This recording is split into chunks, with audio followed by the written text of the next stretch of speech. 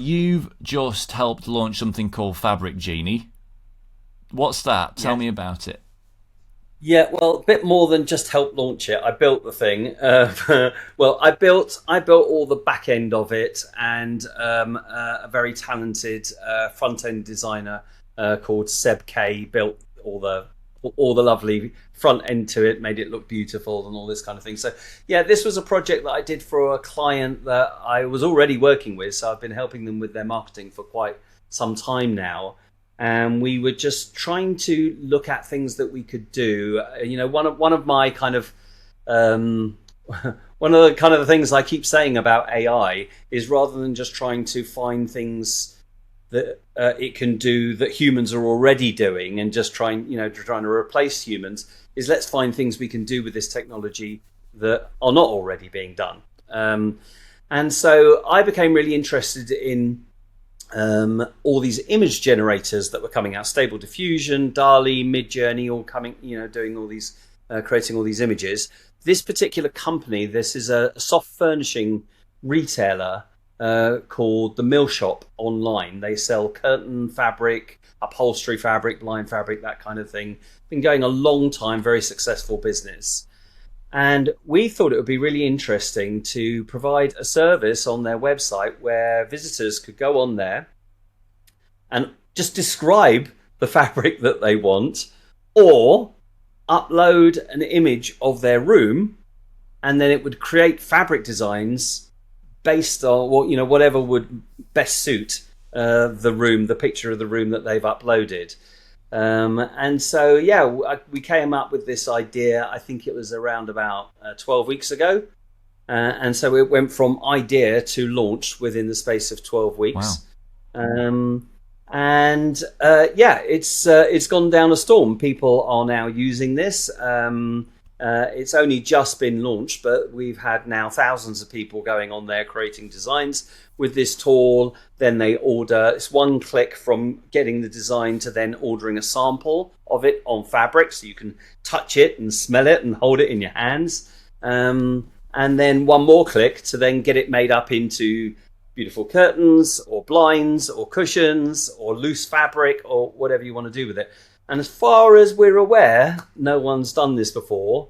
And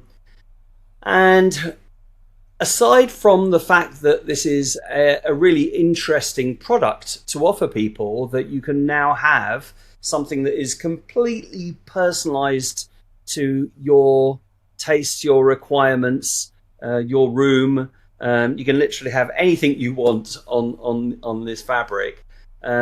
There is also a marketing play to this as well, in that it has already created quite a lot of coverage around the media. So the soft furnishing trade press, the AI media sector, publishers, and also people that write and talk about e-commerce. Mm. And so obviously that all increases brand awareness for my client, the Mill Shop, and also drives links into their website, which then has a positive impact on their SEO. So there are various strands to this, all that are beneficial to their business, for a project that really didn't take that long and cost very little to put together. That's interesting. So it produces tiled patterns, right? I've used it, and when you get the pattern ideas that it's had, they would all tile, so they're all repeating patterns. Yeah. So I can see there's some instruction that's baked into it. Obviously, one of them is to Yeah. tile the patterns. Where Yes. else is it getting its source information from? Because I one of the last things I did with it was I made some William Morris style patterns with very specific plants and flowers in, and it totally Mhm. nailed it. Like Yeah. it was brilliant. So how does it know what that looks like? Well, it's really no different to using a tool like ChatGPT, or if you go and use like Stable Diffusion or one of these tools, it's a language model. That's essentially what it is. So they start off by training the model on huge amounts of data. In this case, images. Millions and millions and millions of images will have been fed into this model, along with a whole load of text so that it understands the concepts of what you're typing in. So when you type in something like in the style of William Morris, what does that mean? You know, it has to have an understanding of that concept of William Morris, you know, of flowers, of roses, or whatever it is you put in there. And then just like ChatGPT, it's trying to come up with the most probabilistic response to the request that you've put in. Now it doesn't just literally take whatever you type and then turn that into a print design. As you rightly guessed, there's a few little things that we've needed to kind of bake into that to get the best results we can out of those designs. And there's also had to be an awful lot of moderation put into that process, because obviously making something like this available free to the general public, you're going to get an awful lot of people that are going to use it for weird purposes. We've already had, trust me, we've had quite a few weird requests coming in. And so we have to trap all of that as well. And one of the other challenges we had is, you know, it's one thing using an AI image tool and typing in a description, and then you wait and then you get back an image. We've had to make this scalable so that if we get, 2,000 people all requesting an image all at the same time, they don't want to be waiting for hours for that image to be generated. And so that was another kind of technical challenge with dealing with this. But what's interesting is that actually the whole back-end process of this thing was built on Zapier. Wow.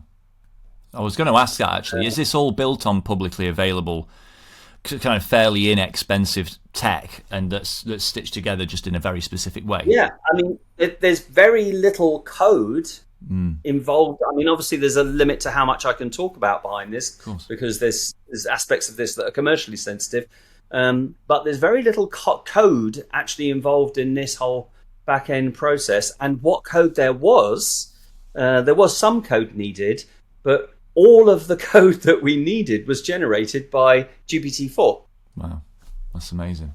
So we just instructed GPT to give us the code that we needed, put that into a code step in Zapier, and this whole thing is built on something like about 80 different zaps that are running continuously throughout the day and night.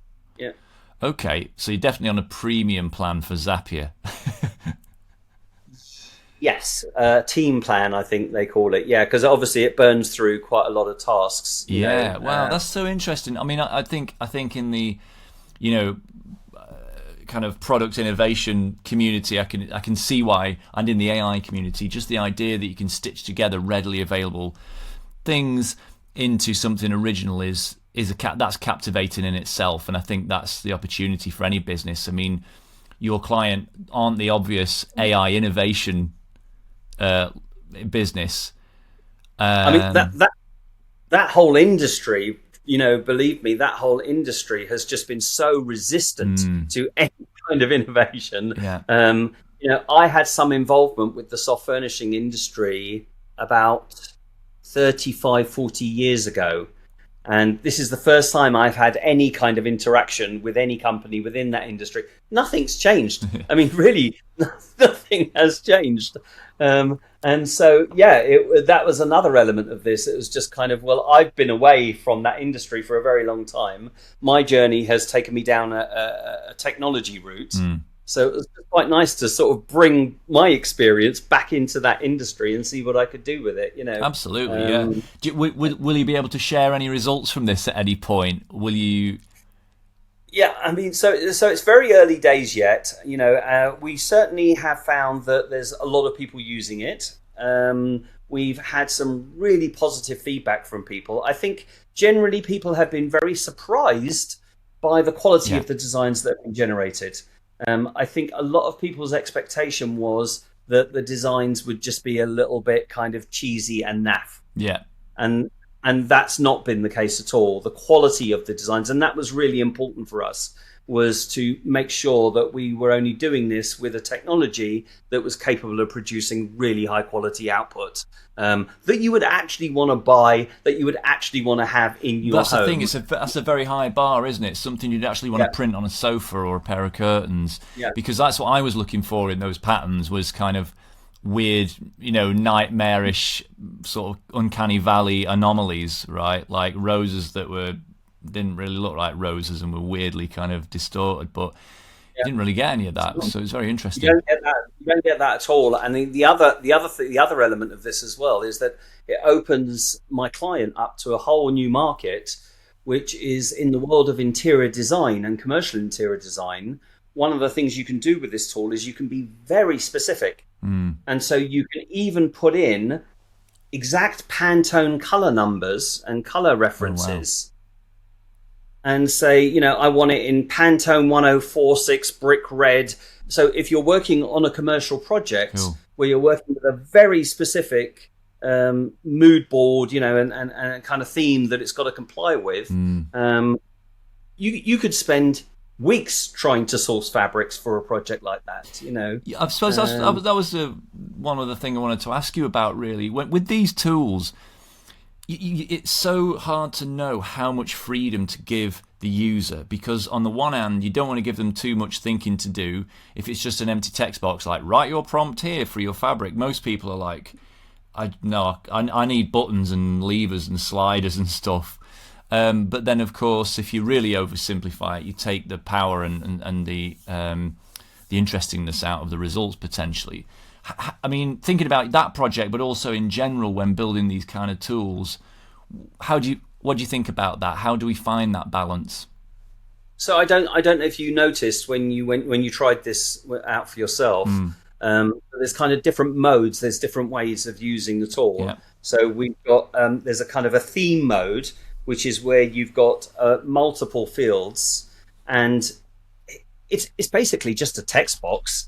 But what we're doing is just kind of prompting you to make it easier for you to understand the different elements of the design. Yeah. So you can specify the overall feel and look of it. You can specify the foreground colors, the background colors, the individual elements that you might want to have in that design. Yeah. And it's just nothing more than a kind of a guide to help the user think about what they might want to see in the finished image. So you've got that option. Then there's a kind of just a text box. So if you just want free form text and you're feeling, I don't want to be constrained by all these different fields, I just want to be able to type it out exactly as I want it, you've got that option too. And I think, time will tell, but I think that will be, that's a good way of approaching it, is for people that need that helping hand, give an option for them to do that. And for the people that don't want to be constrained, give them the option of just being able to use it the way they want. And you can upload a photo, which I thought was really good. And you can upload it. So there's a couple of options there. You can either just upload, a photo of your room and say, I'd like a geometric print, and it will use the colors that you've uploaded from the room image.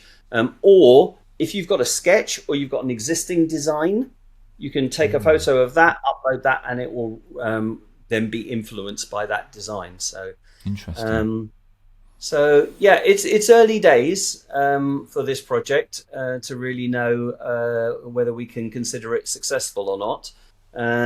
But it certainly generated a lot of interest. It certainly generated a lot of media attention. I think that's the thing with these projects, isn't it? There's always, it's by no means a kind of a cheap, tacky, newsjacky type tactic, in my view, to do these things for the PR. I think that's a really valid reason to do these things, to appear to be a first mover and an innovator, and to be trying things that are interesting and disruptive in some way, right? Yeah, it's also just it's just a great thing, rather than having to go to a website and start trawling through hundreds and hundreds and hundreds of different samples of fabric looking for the one that you want, which is a time-consuming process. Why not? If it can do it to that quality, why not just create it? And of course, this has implications outside of the world of soft furnishings and fabrics. That level of personalization and customization using AI can be applied to so many different It can. products. I think that's the next big wave in commerce is increased personalization. Clearly, Yeah, both in things like that where it's print on demand. Any product that's print on demand, like fabrics, like notebooks and home furnishings and things. Yeah, but also where there's a limited number of items or SKUs within a product inventory, like a big fashion retailer, it's still matching that shirt with those trousers and those yeah, shoes. Everybody still wants a personal stylist. I don't know about you. I know I bring my kind of personal desires to these conversations all the time, but I would love a personal stylist personally. I would genuinely love a personal stylist. And if that comes along in the form of AI, I will spend more money on clothes. Fact. yeah.